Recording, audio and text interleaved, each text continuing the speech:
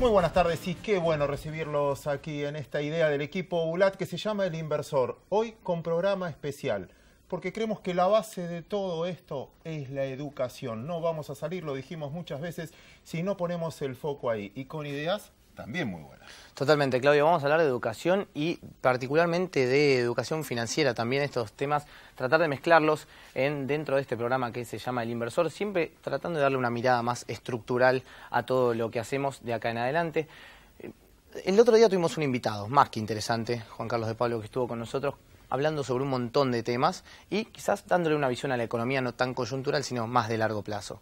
Y una de las personas a las cuales mencionó dentro de los Nobel de Economía, al cual dijo, a uno de ellos no se lo dieron y sin embargo fue un economista brillante que no, digamos, no era un académico, pero sin embargo llevó a la práctica un montón de funciones, fue Mohamed Yunus particularmente.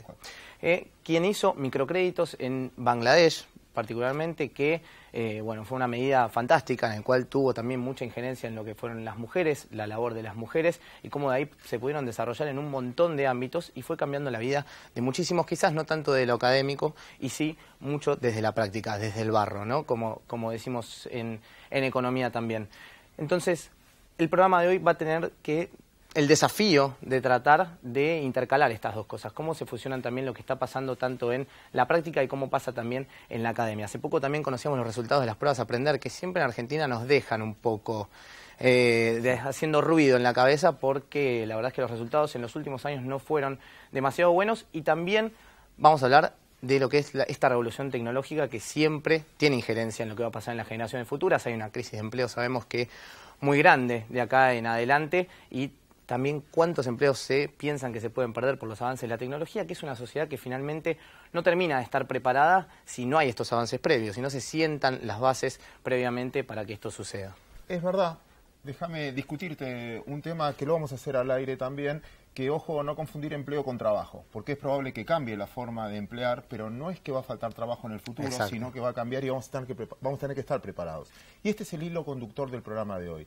Por un lado la educación y por otro lado la inclusión financiera y por otro lado la mujer en esa inclusión financiera. Como bien decía Santi Yunus, que nos inspiró en este programa, recuerden algo, como economista ganó el Premio Nobel de la Paz, porque finalmente la inclusión financiera le da más posibilidades a la gente. Pero logró algo que muy pocos lograron desde el lado de la economía, quizás varios, pero solamente para hacer este editorial, que es credibilidad.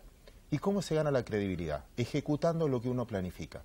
Ejemplo, yo no sé si les pasan a ustedes, a vos te va a pasar como hijo en este caso, todavía no como padre, pero créeme a mí como padre, es muy común que vos llegas a tu casa y ves todo el cuarto desordenado de tus hijos y un lío enorme. Veo el mío por lo menos. Ves el tuyo. ¿Qué dice Cari cuando llegas? ¿O qué dicen tus hermanas cuando llegas? Cuando llegan, basta, se terminó, no puede ser este desorden. Es la última vez, y van a tener esta prenda, o este castigo. Y decís, basta, nunca más me desordenan la casa así. ¿Cuánto dura?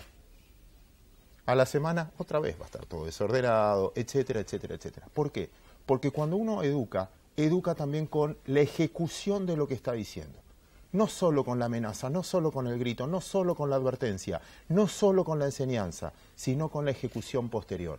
De nada me sirve decir algo si después no lo cumplo, porque si no lo cumplo, no va a cambiar. Eso es parte del programa de hoy, pero ya hablamos demasiado nosotros, teniendo dos bloques de lujo, podríamos decir, y nuestro segmento de campo también.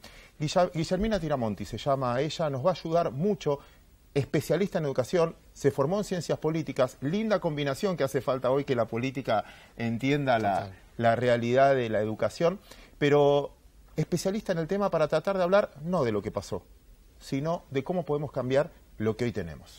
Obviamente que también está nuestro segmento de hacedores, nuestro segmento de emprendedor, esta vez con una historia de vida, la verdad que muy interesante de Andy Clark, que nos viene a mostrar su proyecto de chicas en Nueva York, que la verdad es que es muy interesante y también cómo desde una crisis se puede generar una oportunidad y también como una pequeña idea que uno piensa que quizás no llega a tanto, finalmente termina siendo un emprendimiento más que importante, con lo cual quédense del otro lado, la verdad que promete mucho el programa de hoy. Hicimos un esfuerzo para vender el programa enorme. Quédense, si se va, por favor, bánquenos en esta porque no le mentimos, vamos a ejecutar lo que dijimos. Exactamente. Y va a estar muy bueno. Les vamos a dejar las redes para que puedan comunicarse con nosotros, nos encuentran en Twitter, en Facebook y en Instagram como Equipo ULAT. Pueden también volver a ver todos nuestros programas en YouTube, nos encuentran allí como El Inversor Oficial. Pueden también escribirnos si tienen alguna consulta, equipo.ulat@gmail.com, y también leernos en nuestro newsletter que Claudio va a estar escribiendo. También invitamos a nuestros invitados, www.elpuntodeequilibrio.com. Ahora sí. Arrancamos de esta manera.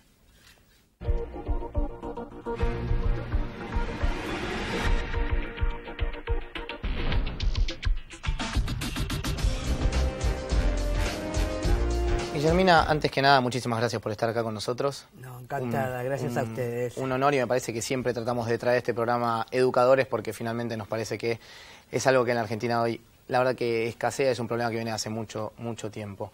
Quería, antes que nada, un evento que fue reciente dentro de todo, que tiene que ver con las pruebas Aprender. También podemos tocar lo que fueron las pruebas PISA y cómo Argentina también ahí quedó de un mal modo frente al mundo. Pero quería ver tu mirada de lo último, la última prueba, la última evaluación, y si es algo que es más estructural, es algo que tuvo que ver con este año en particular. No, en realidad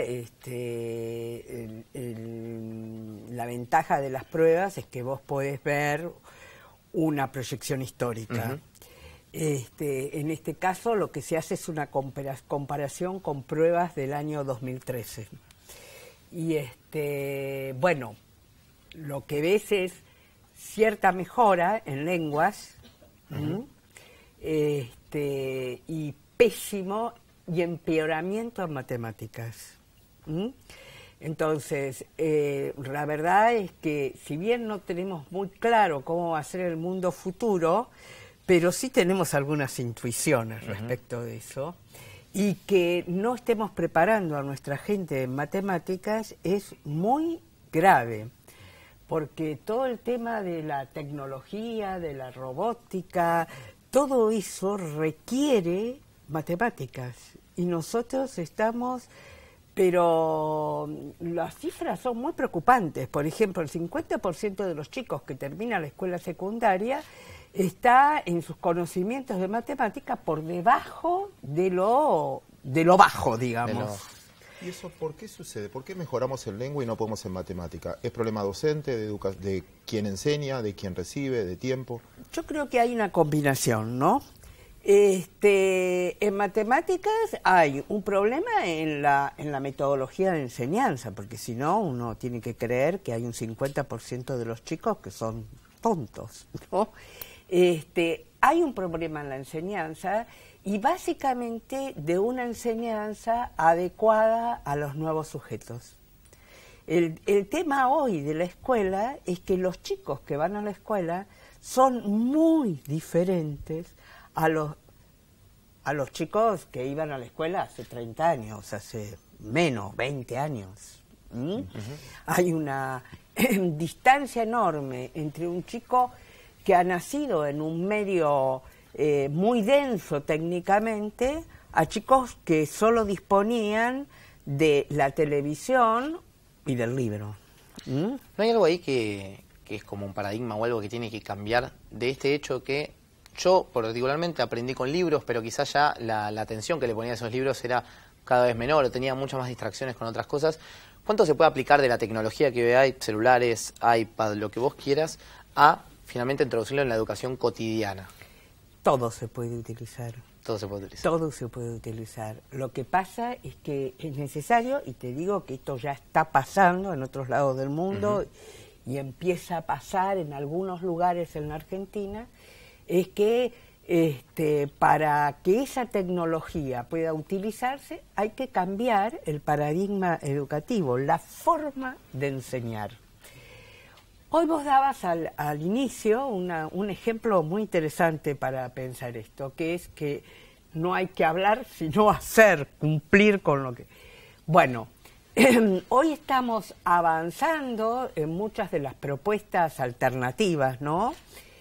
En una propuesta a favor de un chico que investiga en clase, que junta información, que articula información y que con guía y con apoyo, por supuesto, de los docentes, construye su propio conocimiento. Un chico activo, un chico productor, un chico capaz de interrogarse sobre la realidad y buscar una respuesta a esa realidad, capaz de problematizar la realidad y responder a ese problema, que es muy diferente al sistema con los que aprendieron probablemente vos, y no te cuento yo, donde un docente está explicando o está exponiendo un tema.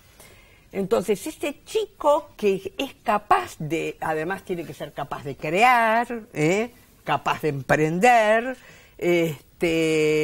bueno, debe tener a disposición toda esta tecnología. Puede usar desde el teléfono hasta la computadora, la notebook, la tablet, bueno, todo. También quería meter sobre la mesa la discusión de los tiempos y que muchas veces se aburren, abandonan antes. Sí. Entiendo que la escuela no es para divertir, pero finalmente necesita en algún punto la concentración del alumno. Y ahora veo que me vas a corregir algo. No. Te completo la pregunta. El otro día estuve en Tucumán y conocí una empresa tecnológica fabulosa que me sorprendió y realmente me dio vuelta muchas cosas. Y ellos habían hecho una propuesta a la universidad porque tenían muchos puestos vacantes que no podían cubrir. Pero puestos vacantes para la ciudad de Tucumán, que estábamos hablando de 1000 personas. 1000 personas. Bueno, un montón. Para una, está bien, es una ciudad muy importante, ¿no? Tiene casi el PBI Paraguay. Es uno de los centros, 1000 personas. No juntaban 150, necesitaban educar.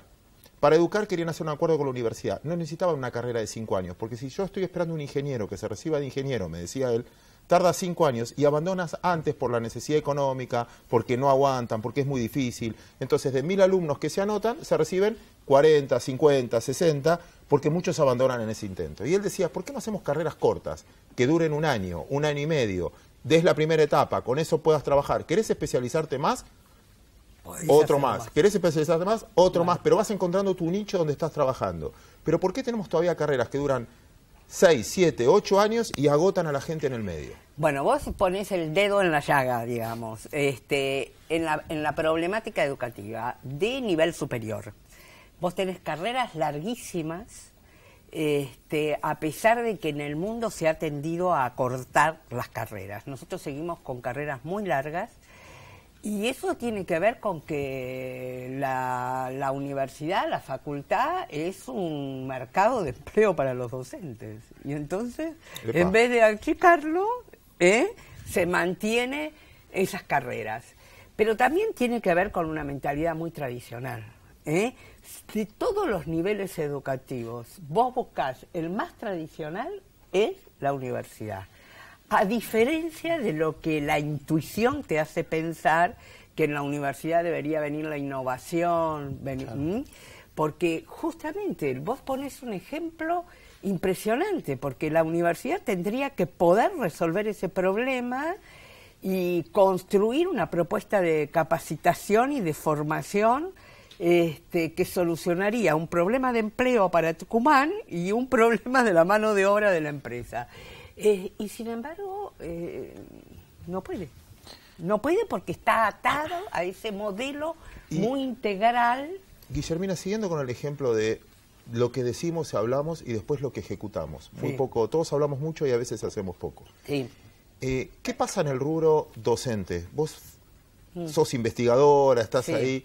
¿Cuál es la resistencia al cambio? ¿Por qué todos hablamos hay que cambiar, hay que cambiar, hay que cambiar y cada vez seguimos más igual? Mira, yo primero voy a hacer una diferenciación entre los docentes y los gremios. Son dos cosas distintas. Donde hay mucha resistencia es en los sindicatos y en los gremios para el cambio. Yo creo que en los docentes no hay tal resistencia. Los docentes, en general, por supuesto hay situaciones puntuales diferentes, pero los docentes en general se dan cuenta que la educación que están dando no es la que los chicos quieren, las que necesitan, y esperan cambios, pero esperan cambios que no sea una propuesta de cambio y después arreglate como puedas, porque eso es lo que ha pasado en las propuestas de transformación en la Argentina. Hay una propuesta política teóricamente fundada, muy interesante cuando la lees, pero en el momento de ponerlo en la escuela vos tenés que trabajar con esa estructura ya armada, ya construida previamente, y es necesario pensar una instalación de ese cambio teniendo en cuenta esas condiciones. Y eso no pasa. En general, lo que pasa es que se tira para abajo, ¿entendés? Y cuando vos te tiran para abajo, te tiran algo que nunca has hecho, que es absolutamente novedoso, terminas haciendo lo que hacías siempre. Y eso es un poco lo que pasa y que a veces se lee como resistencia docente. Ahora, los gremios son otra cosa, ¿no? Una más que interrumpo. Un ejemplo que me daban el otro día, no sé, hablando de que una de las acciones que más había subido era Netflix o Spotify y eso. Y en realidad decía, y la verdad que Netflix arruinó a Blockbuster, pero ¿sabes qué? Cuentan la historia que el creador de Netflix nace porque se pudrió de que Blockbuster, cuando no devolvías el video en tiempo y forma, te cobraba una fortuna al otro día. Y enojados por eso, crearon un sistema. Yo creo que la gente termina reaccionando, el usuario termina reaccionando, y hoy lo vemos. Cada vez tienen menos alumnos, si quieres, la mayoría de los colegios públicos, más docentes y peores pagos. O sea, perdemos todos en ese esquema. Y la gente está reaccionando. Cuando uno se adelanta, pues si no le va a pasar, no quiero hacer una comparación burda, pero le va a pasar lo de Blockbuster. Bueno, pero ahí hay otro tema muy complejo, que es el siguiente. Como la escuela pública ha comenzado a ser más deficiente que la escuela privada, y las pruebas enseñar muestran eso, tenés que la escuela pública ha quedado como encerrada en la enseñanza de los chicos más pobres de la población. Esos padres tienen poca capacidad de demanda, tienen poca capacidad de poner en la esfera pública una demanda por una mejor educación. Y los padres de clase media y media baja muchas veces, para arriba, mandan sus chicos a un amplio mercado de escuelas con las que en general están satisfechos. Entonces, hay poca, presencia, poca demanda, poco público que pueda decir, mira, esto ya no va más. Quiero que me lo prepares, no que me lo tengas. No que me lo tengas. Ahora, yo creo que... No, yo quería decir algo en relación a lo que vos estuviste diciendo, que es que la escuela tradicional nos ha enseñado que aprender es un sacrificio. Y sin embargo, la idea es que aprender, al contrario, es muy satisfactorio. Y que vos tenés que hacer una escuela para que los chicos se gratifiquen. Fíjate vos que hay algunas propuestas que trabajan por proyectos. Por ejemplo, un proyecto se inicia con una pregunta.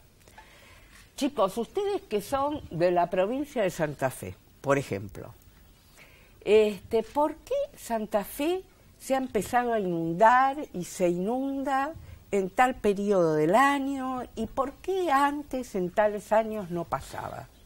Bueno, a ver, trabajemos sobre eso. Y entonces se le dan, por supuesto, elementos a los chicos para que puedan investigar. Cuando esas propuestas, llega un punto en que a los chicos le tenés que decir, mira, nene, se acabó la clase, ¿sabés? Se acabó el tiempo, vos te tenés que ir a tu casa, porque los chicos están absolutamente enganchados en resolver esa problemática. Me acuerdo del juego de la ONU. A mis hijos nunca los vi tan enganchados cuando uno le tocó ser diputado de Jamaica y sabía la cultura de Jamaica más que... Efectivamente. Entonces, la nueva onda, digamos, es empezar a pensar la educación de esa manera. Y nosotros seguimos atados a un programa que te dice que primero viene esto, lo otro, y donde no hay posibilidad de articular, por ejemplo, saberes que provienen de distintas disciplinas, porque la realidad no viene separada en disciplinas. Y ahora que los chicos tienen acceso a Internet, tienen comprensión de la complejidad de la realidad. Entonces, yo creo que uno de los temas que vienen de acá para el futuro, para la Argentina, ya te dije, te están haciendo algunas cosas, es empezar a pensar que hay que cambiar el modelo pedagógico, ¿no? Guillermina, otro de los temas que tocaste y me parece muy interesante, hablaste de cómo terminan quizás yendo a las escuelas públicas gente de menores recursos y los demás recursos terminan llevándolos a sus hijos a privados. ¿Pasa lo mismo en la universidad, por ejemplo? Porque acá hay un mito o algo también bastante interesante, que es que muchas veces la universidad pública, por ejemplo, póngase la UBA, se termina financiando con recursos que son de todos, con que paga todo el mundo, como puede ser un impuesto, como puede ser el IVA, por ejemplo, y finalmente lo terminan utilizando gente que tiene mayor poder adquisitivo. Entonces, ¿cuán desigual es eso? Bueno, fíjate vos, justamente estos chicos que van a escuelas privadas, pagas, son los que mejor oportunidad tienen de ir a universidades públicas que son gratuitas. Exacto.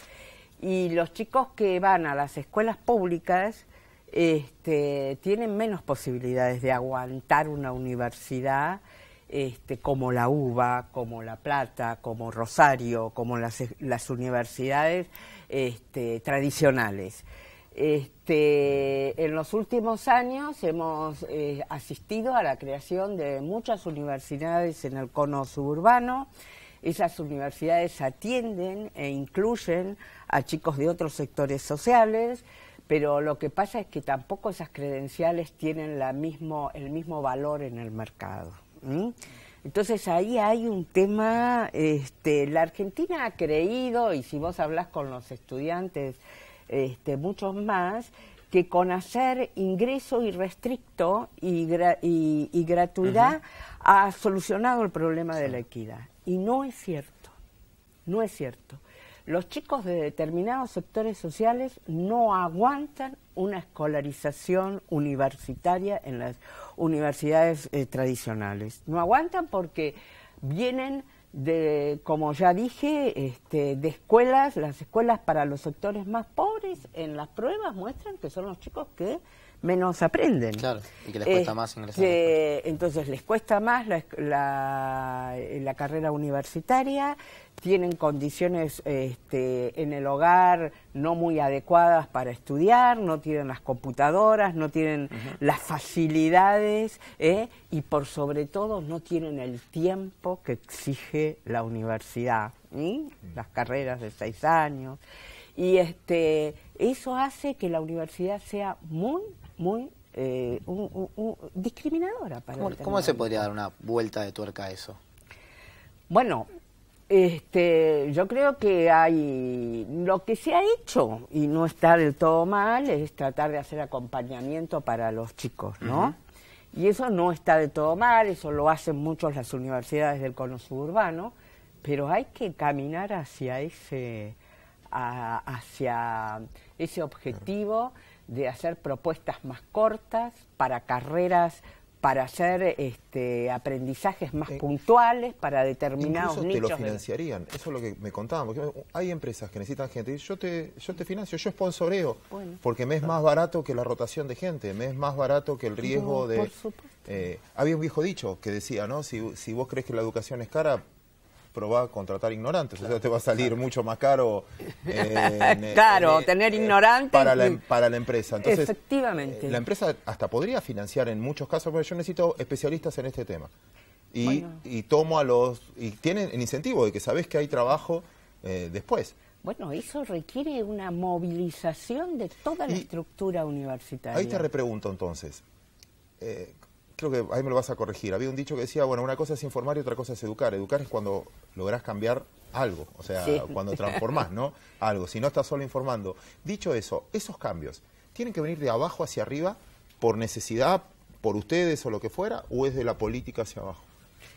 Mira, ningún cambio es de la política hacia abajo ni de abajo para arriba solo. Tiene que haber una construcción social de convicción de que estas cosas deben hacerse.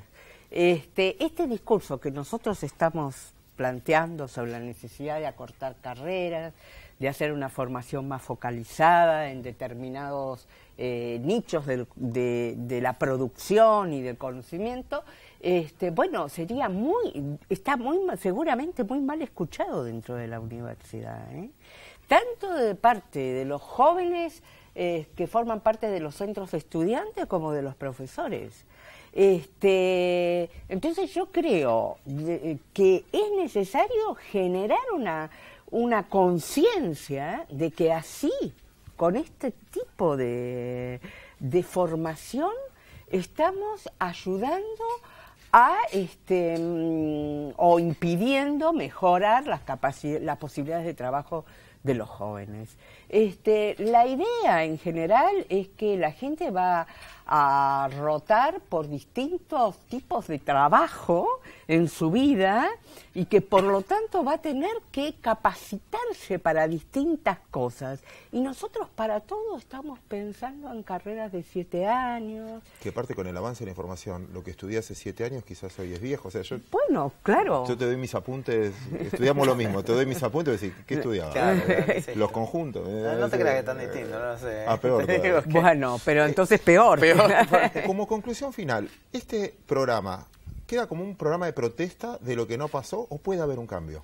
No, yo creo que a nivel de escuela secundaria y primaria ya hay claridad entre expertos, funcionarios y docentes de que hay que avanzar en el cambio. Hay dificultades para avanzar, pero no solamente dificultades económicas, porque la mayor obstáculo para el cambio es cambiar las mentalidades, el hábito de lo que siempre se ha hecho. La escuela hace 200 años que hace eso, entonces cambiar es muy difícil, pero yo creo que hay conciencia. Creo que a nivel universitario la cosa es más difícil, ¿sabes? Porque creo que hay más tosudez mental, a pesar de que justamente uno debería pensar que es lo contrario. O sea, se cuida más el negocio propio que el colectivo de la sociedad. Sí, como hay mucha más capacidad de razonar sobre las cosas y sobre los intereses propios, es más difícil penetrarlos con el cambio.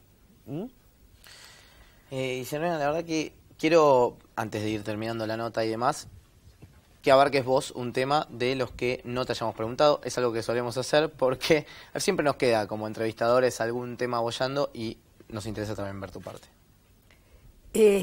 Bueno, la verdad es que yo no sé, pero podría plantear que estamos en un momento de la historia de la educación, no solamente en la Argentina, sino en todos lados, donde la necesidad de cambiar, de modificar lo que yo te planteaba que hace 200 años se está haciendo, está muy presente. Y como en todos estos momentos, hay mucha protesta, mucha resistencia, pero también mucha oportunidad.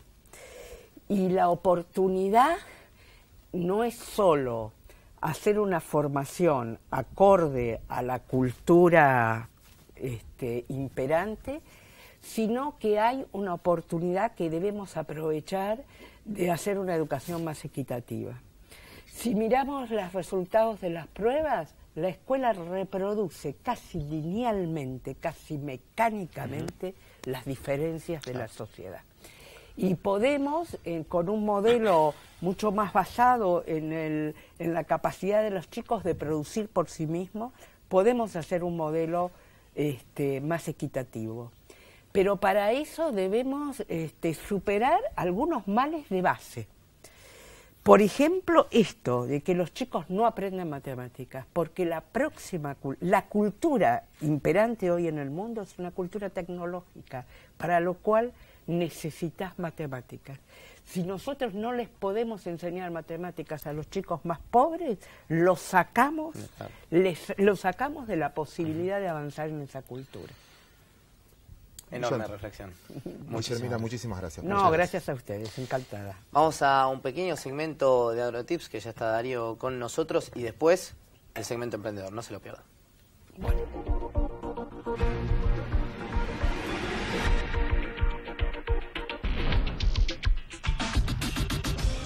Comenzamos AgroTips hablando del potencial que tiene nuestro país, la Argentina, para exportar carne vacuna a China. Hoy China representa el 50% de las exportaciones de carne de nuestro país, que el año pasado fueron 300.000 toneladas, o sea, 150.000 toneladas van a parar al gigante asiático. Pero China es un nicho de volumen y no de calidad, porque se envían cortes congelados sin hueso de vaca, y lo que se está buscando a partir de un protocolo sanitario, un acuerdo sanitario con el gigante asiático, es poder exportar cortes de alto valor. ¿Por qué? Porque los cortes de bajo valor de vaca tienen un precio en el mercado de $5.000 aproximadamente la tonelada, y los cortes de alto valor, estoy hablando del lomo, la colita de cuadril o el bife, valen más de $12.000, como está el ejemplo de la Unión Europea, aquellos cortes dentro de lo que es la cuota Hilton. Pero para ello, claro, hay que pensar que las expectativas son muy buenas. China, cerca de 1.500 millones de habitantes tiene, según la ONU.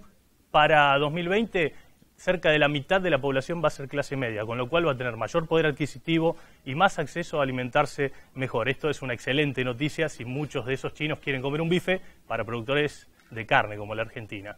Pero para eso, claro, hay que ampliar la oferta de carne en el mercado local. Hoy, cerca del 97% de lo que producimos lo comemos aquí, en el mercado interno, y apenas entre el 3 o el 4% se exporta. Históricamente la relación fue 80-20, pero bueno, después de lo que fueron las medidas en contra de la ganadería, eso se revirtió. Pero para ello hay que buscar más oferta de carne. Para producir más, obviamente por el ciclo biológico que tiene la ganadería, lleva mucho tiempo, entre 2 y 3 años. Y la otra posibilidad, que no es tampoco de la noche a la mañana, es tratar de cambiar el hábito del consumo, el paladar de los argentinos. Tan arraigado el asado, claro, yo con esto no me malinterpreten, no quiero decir que dejen de hacer asado. Yo todos los fines de semana que puedo prendo la parrilla y hago un rico asado como a todos los argentinos nos gustan. Sí, está claro que hay que diversificar el consumo de carnes. Más allá de la carne roja, hay que tratar de buscar otras alternativas. Ya ha crecido mucho la carne de cerdo, la carne de pollo, pero hay que tratar de seguir diversificando a través del cordero, el pescado. Un dato que no es menor, Estados Unidos y la Argentina son los únicos dos países en el mundo que tienen en la preferencia de los consumidores como número 1 a la carne roja, a la carne vacuna. El resto del mundo la tiene en un tercer orden. Primero está la carne de cerdo, luego la carne de pollo y recién ahí aparece la vacuna. Con esto, claro, no quiero decir que dejen de hacer asados, no me malinterpreten. Hasta aquí llegamos con AgroTips. Hacemos una breve pausa y enseguida continuamos con El Inversor. Somos San Miguel, una empresa argentina multinacional, líder en la industria de los cítricos. Somos experiencia e innovación. En Argentina, Uruguay, Perú y Sudáfrica, elaboramos productos de primera calidad, trabajando en armonía con el medio ambiente y con nuestra comunidad.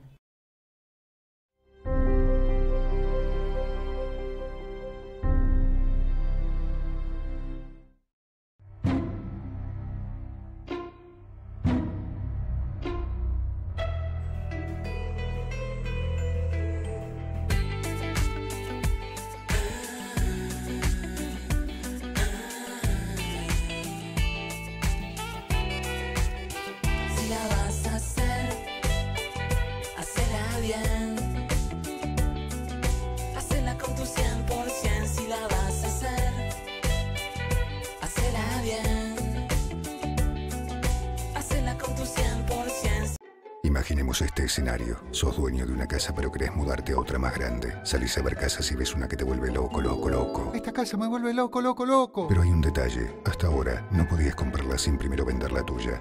Banco Hipotecario, el que más sabe de créditos hipotecarios, lanza un crédito para que no te ganen de mano con esa casa que te gustó y la compres, a pesar de que todavía no vendiste la tuya.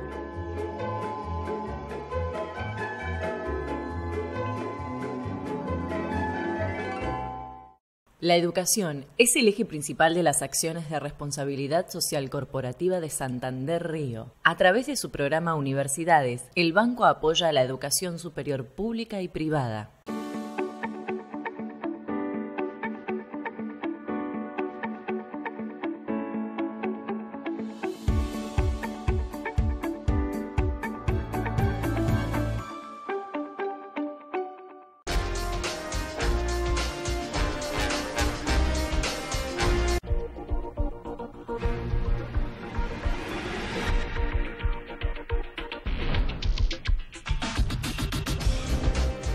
La clave de hoy se trata, hacete cargo de tus decisiones. Siempre uno quiere emprender, hacer, etcétera, pero se hace cargo de lo que realmente uno hace, tu responsabilidad. Te doy un ejemplo que lo hizo una universidad que me pareció fantástico una vez.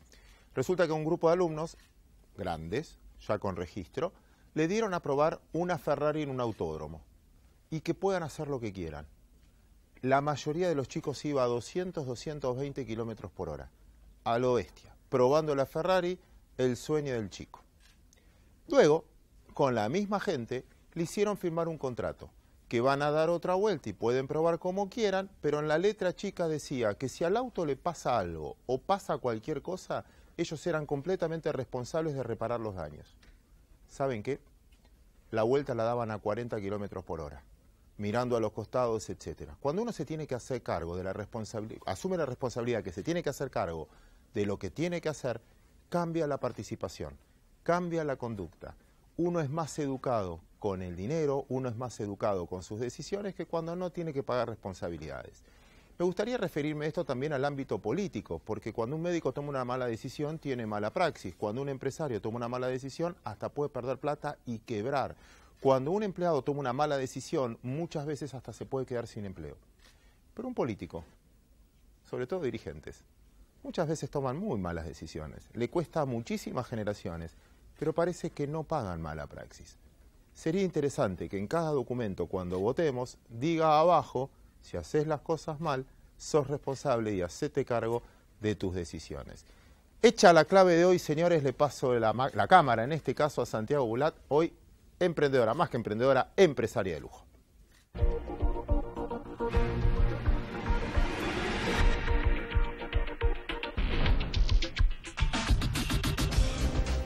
Muy bueno, Claudio, y muchas gracias por la cámara. Y ya teníamos que empezar esta entrevista, la parte de hacedores, que como siempre lo hacemos y fomentamos desde acá, desde El Inversor. Andy, muchísimas gracias por estar con nosotros. Un placer, un placer. Podemos tocar millones de temas, me parece, y no sabríamos por dónde empezar. Quería que primero me cuentes un poquito de tu historia de vida y también cómo empezaste y decidiste empezar este proyecto.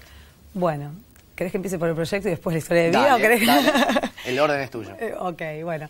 Empecé con Chicas en New York escribiendo porque me gusta la ciudad y había viajado varias veces, un poco por trabajo, un poco por placer. Y conocí la ciudad de una manera diferente, un poco esos lugarcitos que no son los típicos tradicionales. ¿El primer viaje son los típicos tradicionales? Claro, después... primero sí, la primera Bien. vez que viajás, obviamente que primero sí. Pero igualmente siempre con un tinte de, bueno, y a ver qué más hay, ¿no? Siempre tengo como esa, ya de hecho a cualquier destino al que voy, siempre estoy como buscando el lado B, además de lo típico. Y incluso muchas veces yo siempre digo que de esas cosas típicas también uno tiene que elegir, porque a veces te dicen, bueno, tenés que hacer tal cosa y capaz no tiene que ver con tu personalidad.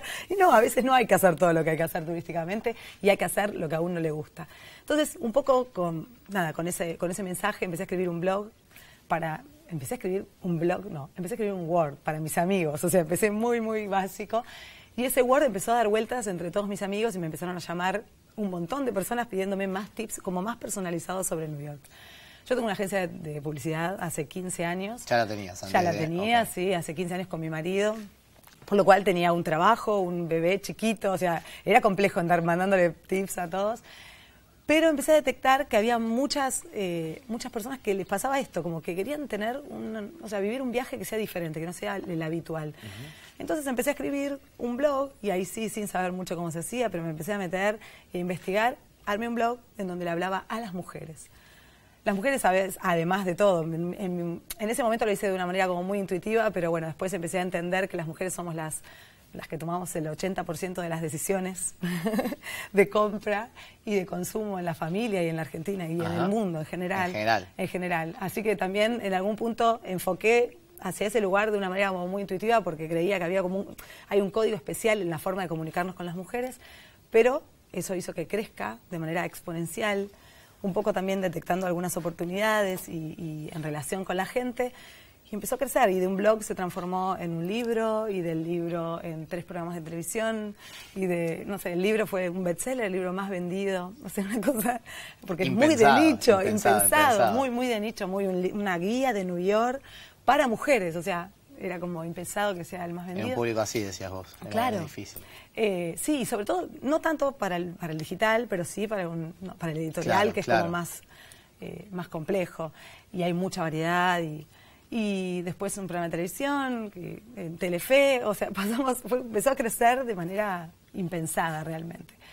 Empezamos a hablar de otros destinos y cuando empiezo a pensar y digo, ¿por qué pasó todo esto? Un poco ahí meto un poco a mi historia de vida.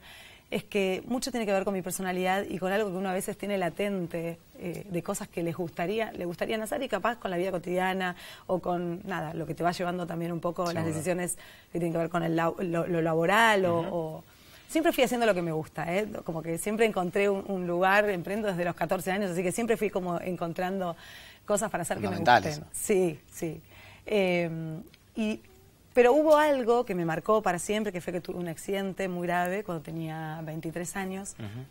Me atropelló un colectivo, literalmente pasó por arriba de mis piernas y me dejó un año sin caminar.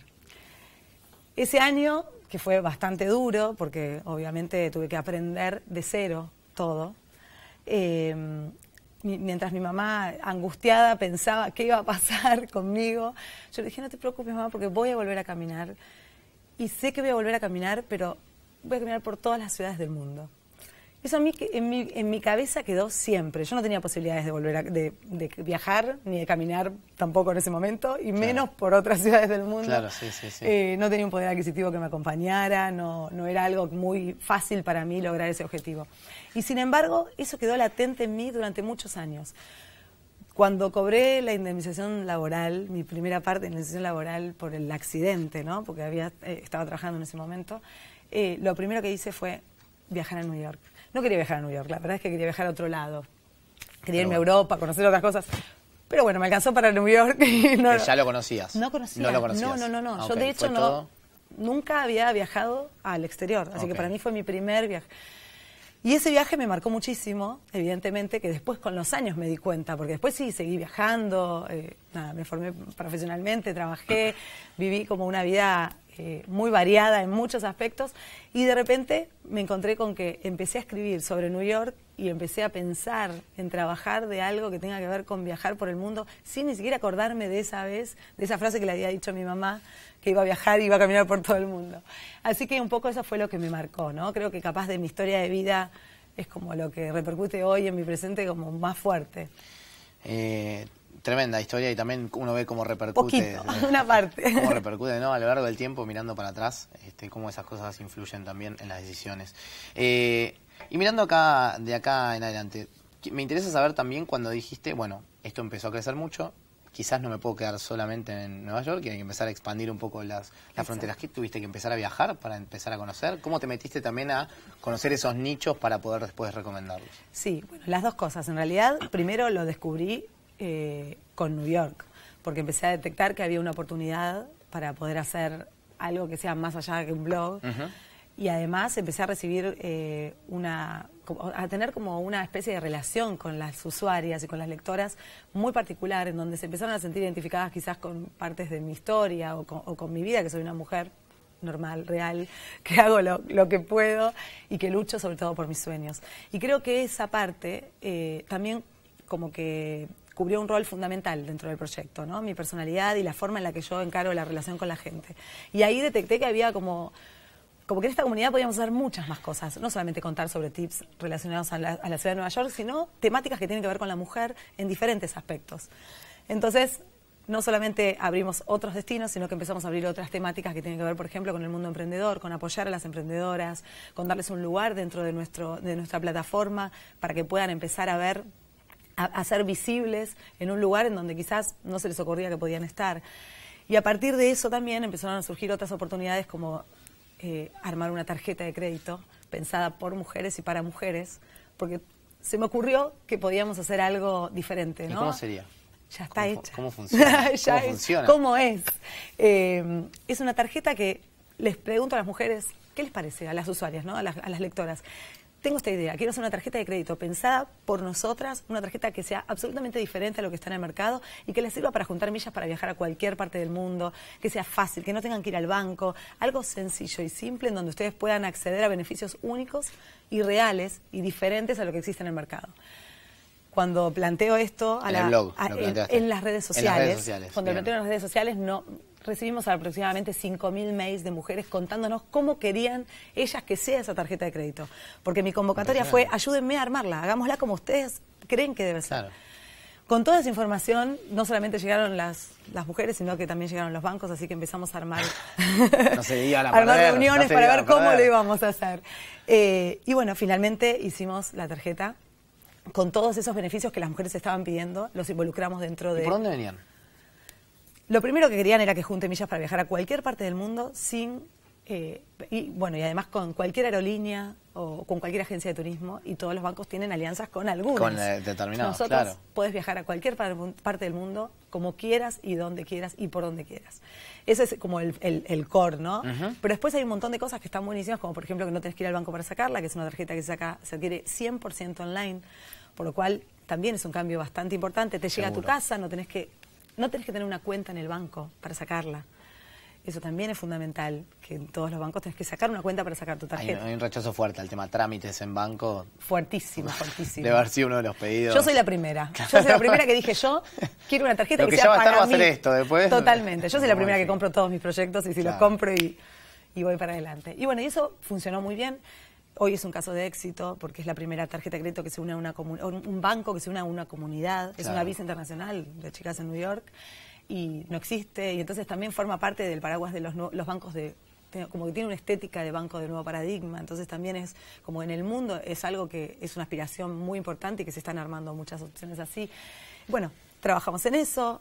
Es como detectar un poco la oportunidad, ¿no? Incluso hasta muchas veces en los momentos de crisis, porque cuando empezamos a escribir sobre chicas en New York, empezó todos los impuestos al viaje, el 30% de AFIP que había que pagar extra, o sea, la problemática era compleja y nosotros lanzamos algo que era cómo viajar a New York, Claro. como en un momento. Y te empezaban a poner trabas para viajar. Y había muchas trabas en ese momento, Claro. muchísimas, pero bueno, soy de las que ve un poco, de que cuando hay un incendio mira adelante y encuentra el huequito por dónde salir y mientras está pasando ya está pensando qué hacer con lo que queda, ¿no? Cómo hacer, cómo proyectar con lo que queda de ese incendio. ¿Cómo se sienten los usuarios parte de este proyecto? Más hablando de que salgamos del tema de leer un blog y poder aprender y enseñar sobre todo sobre lo que pueden hacer, lo que pueden realizar, o mismo esta tarjeta que es un beneficio. Son una comunidad además. Totalmente. ¿Cómo lo todo. trasladan? ¿Cómo lo ven? Para ¿Cómo lo todo. sienten? Así como lo fue para la tarjeta de crédito o lo fue para el libro, porque también le pedimos a lectoras que nos manden experiencias para poder ponerlo en el libro. ¿Le pedimos, sos vos? Yo digo le pedimos porque somos todas. Porque yo me Perfecto. meto en el mismo plan de Perfecto. todas. ¿Te reenvías el mail? No, pero la verdad es que, tengo un equipo de trabajo, sí, seguro. pero la que maneja las redes sociales soy yo, no hay una community manager atrás, yo soy ok. la que escribe, la que genera los contenidos y la que responde lentamente, porque son muchas, 5.000 mails. pero son las que responden. Soy la que responde, pero la verdad es que somos una comunidad porque se hablan de muchos temas. De hecho, hay temáticas que tienen que ver con la vida. A veces me pasan cosas en mi vida cotidiana que me disparan temáticas que tienen que ver con el miedo, con el miedo al fracaso, con la maternidad, con ser madre. Tengo una familia numerosa y hablamos también de esas temáticas. Y se retroalimenta muchísimo la comunidad con todas esas temáticas y de hecho ahora estamos haciendo algo para el mundo emprendedor súper importante que va a salir en muy poquito tiempo. Tenemos primicia. Muy poquito tiempo. No puedo contar mucho, pero Bien. te puedo contar el título, nada más que va a ser la primera incubadora y aceleradora para mujeres. Mira. Exclusivamente para mujeres, pero que va de punta a punta, desde la capacitación hasta la inyección de capital. Es un tema que me gusta ese. Primero me mencionaste que porque las mujeres toman el 80%, quizás fue algo intuitivo, después me dijiste, pero toman el 80% de las decisiones de consumo y demás, y ahora ya estás en un punto que decís, ¿por qué debería ser para mujeres? ¿O por qué vos decidís seguir apuntando hacia las mujeres? Sigo apuntando porque es un lugar en el que me hace muy feliz, básicamente. Muy bien. La primera opción es esa porque Perfecto. así empiezo todos mis proyectos. Perfecto. Me hace feliz, creo que las mujeres entre nosotras tenemos cierta complicidad que yo creo que somos muy diferentes a los hombres, creo que el hombre y la mujer es absolutamente diferente en un montón de temáticas. Y creo en el poder del complemento, o sea, así como le hablo a la mujer, en mi equipo tengo equipo mixto. Sí, claro, no es exacto. que tenemos que ser todas mujeres, porque creo que los hombres y las mujeres laburando en equipo es una bomba. O sea, obviamente que también pienso en el tema de la igualdad de derechos, que eso es otro tema, que sí tenemos que tener igualdad de derechos, pero no somos iguales. Pero creo que básicamente me hace feliz y después por otro lado encontré también un lugar en donde me siento cómoda, siento que la gente también, las mujeres también sienten cierta confianza, tengo cierta credibilidad desde un lugar como mujer, o sea, sin ningún, desde un lugar como muy a la par de ellas.